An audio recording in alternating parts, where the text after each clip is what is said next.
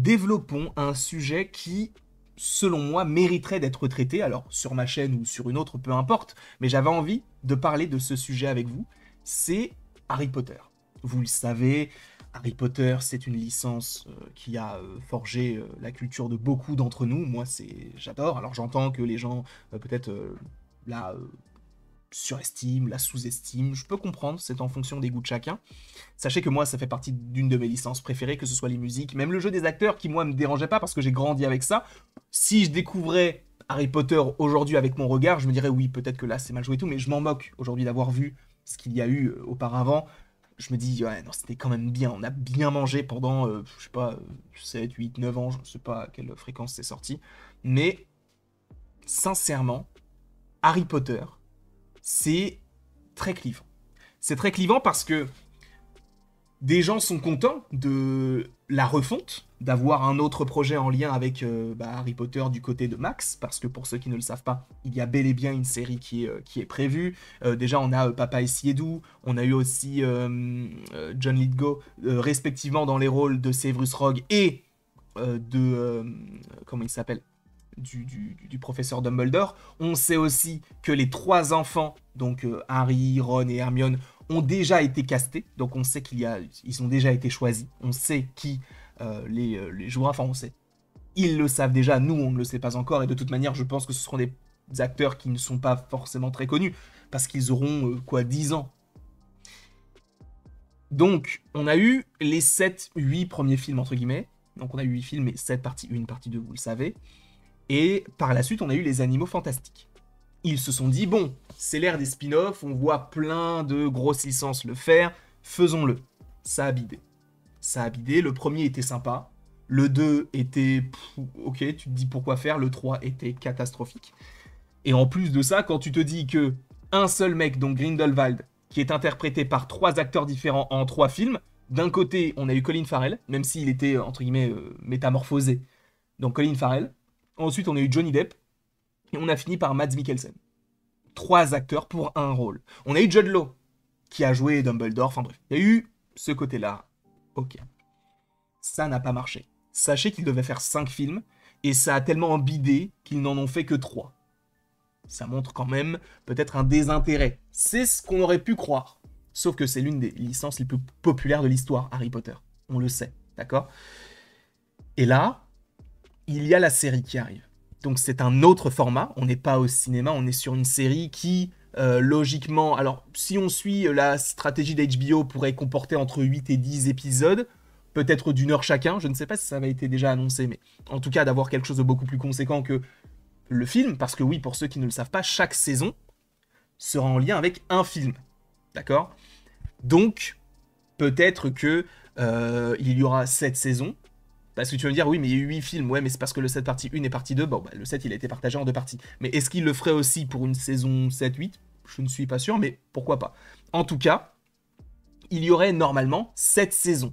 Sachez que selon les informations, en tout cas les rumeurs de My Time to Shine, la saison 2 est déjà en développement. Donc ils ont déjà prévu de faire la saison 2 parce qu'ils savent que la saison 1, ça va être une saison événement. Après, en fonction des avis les uns des autres, etc., bon, bah, ils verront s'ils continuent, mais quand même, ils partent sur 7 saisons. Ce n'est pas rien. Et ils ont déjà engagé le côté de la saison 2. Ok. C'est cool. Moi, en vrai, c'est un projet qui m'intéresse. De toute manière, je n'ai jamais été déçu d'une série HBO, sauf d'une prophétie. Je ne vais pas vous mentir, je suis pas fan.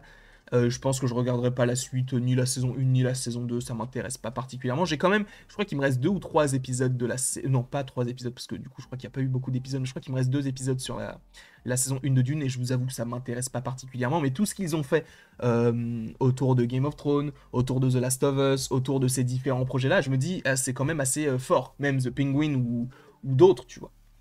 Donc, de les voir sur du Harry Potter, oui, moi, ça me va. Mais le procédé de la série... Voilà. Après, il y a aussi le côté de... C'est peut-être un peu trop tôt. La fin de la saga, ça s'est terminé quoi, en 2011 peut-être, dans ces eaux-là. Donc là, on est en 2025, ça fait 14 ans. Mais en même temps, on a eu les Animaux Fantastiques. Donc, et en plus, on a eu Hogwarts Legacy. Donc on continue toujours d'agrémenter en fait tout ce lore autour d'Harry Potter. Ok. Il y a aussi une autre question qui peut arriver, c'est... Et la musique alors ? Est-ce qu'on va reprendre le thème? Est-ce que on va changer? Moi, je pars du principe qu'ils vont le garder. Parce qu'en fait, le truc, c'est que par exemple, quand tu as eu Game of Thrones, tu as eu la série House of the Dragon, et tu te dis, bah, ils vont changer le générique, ils ont gardé la musique. Donc je pense sincèrement que la musique de Harry Potter, c'est une musique qui est iconique. Ils ne vont pas la changer. Je les vois pas changer ni le logo, ni la musique. Parce qu'en fait, le truc du logo Harry Potter et tout, qui a été aussi illustré, etc., dans les livres et tout, il faut le garder. C'est l'ADN de Harry Potter. Il faut garder ce logo-là. Il faut garder le générique, il faut garder tout ça. Ça, tu ne peux pas le changer. Ça fait partie de ce qu'on attend aussi quand on regarde une série Harry Potter. Ça fait partie de notre expérience de visionnage, en fait. Pour moi, encore une fois. Peut-être que vous n'êtes pas du tout d'accord, et auquel cas, je comprendrai. Mais, par rapport à tous ces points de vue-là, est-ce qu'on a peur? C'est une vraie question. Est-ce qu'on a peur pour Harry Potter? Et c'est une vraie question que je vous pose aussi. Est-ce que vous avez peur pour la série? Est-ce que vous vous dites, ils vont gâcher ce qu'on a toujours vu, ce qu'on a toujours aimé? Est-ce que vous avez peur de ça? Moi, j'ai des craintes, évidemment, parce que faire une série Harry Potter, bah, ça aurait dû forcément arriver à un moment donné. Alors, pas forcément une série, mais un reboot. Ça aurait dû arriver. Mais, je me dis, bah, si c'est bien fait, s'il y a une vraie bonne volonté de raconter des choses bonnes, de développer des choses qu'on n'avait pas eu le temps de développer dans les films, hein, parce que du coup, là, on aura beaucoup plus de temps, notamment dans la série, faites-le. Sincèrement, faites-le. Et ça va être un événement quand on va avoir les premières images, là, ça va être une dinguerie. Parce que les gens, ça va être très clivant. Soit les gens vont être réfractaires et vont se dire, je comprends pas pourquoi ils font ça, je vais pas regarder. Et d'autres vont dire, mais c'est exceptionnel. Un peu comme ce qui avait été fait du côté de Star Wars. Quand on a eu les premières séries, même quand on a eu les premiers films, bah, il y avait deux catégories. Les gens qui se sont dit, bah moi j'ai très bien mangé avec ce qu'on a eu, bah je veux plus voir ce qu'ils vont proposer après. Et bah ceux qui étaient là, genre, ah mais non, mais du coup j'ai trop envie de savoir comment est-ce qu'ils vont développer cet arc-là, est-ce que ça va être différent, etc. Et là c'est la même chose. Il y aura le même cas de figure. Je pense qu'il y aura des gens qui vont peut-être regarder le trailer pour ce côté un peu curieux, se dire, ah bah ok, laissons peut-être au moins la chance au trailer, et quand ils vont voir le trailer, ils vont se dire, bah non, c'est nul. Et d'autres qui vont se dire, bah c'est exceptionnel en fait. C'est exceptionnel comme article. 92 centimes quand même. Pour ceux qui auront la référence, bravo. Mais donc, il y a plein de questions à se poser. Personnellement, je n'ai pas peur. J'ai des craintes, parce que je me dis, ça peut vite être cheap. Mais c'est vrai que HBO, ils sont forts pour, on va dire, par les budgets. Pour moi, il y aura pas trop de soucis. Quand tu vois ce qu'ils font avec House of the Dragon et quand tu vois le prix que ça coûte, tu te dis, bon, ok. Après, il n'y a pas beaucoup d'effets spéciaux, mais quand il y a des dragons, je n'ai rien à redire dessus. Et c'est une série, c'est pas un film. Donc pour moi, ça va. J'ai un peu peur, mais en même temps, je suis confiant d'une certaine manière, parce que je me dis, il faut vraiment le faire pour gâcher Harry Potter. Mais ils l'ont déjà fait avec les Animaux Fantastiques. Mais là, pour la saga Harry Potter, faut le faire. Après, oui, il y a aussi cette polémique autour de Severus Rogue qui est noir, tout ça. Je ne sais pas ce que vous en pensez. Euh, C'est vrai que avec le recul, moi, ça ne me dérange pas qu'il soit noir, mais dans certains cas de figure, j'ai peur que ce soit en fait de la discrimination positive, ce qu'ils avaient fait notamment du côté de Star Wars pour moi, de se dire bah ok d'accord bon, alors on va mettre un noir, on va mettre une asiatique, on va mettre telle personne, pour avoir un quota, et c'est quelque chose qui a été prouvé, hein, sachez-le.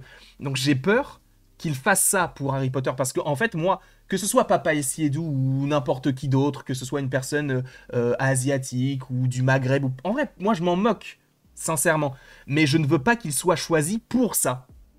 Je veux qu'il soit choisi parce que dans la vision de l'acteur ou de l'actrice ou peu importe, que ce soit ce qui colle le mieux à l'histoire qu'ils veulent raconter et surtout par rapport au jeu. Moi la couleur je m'en moque.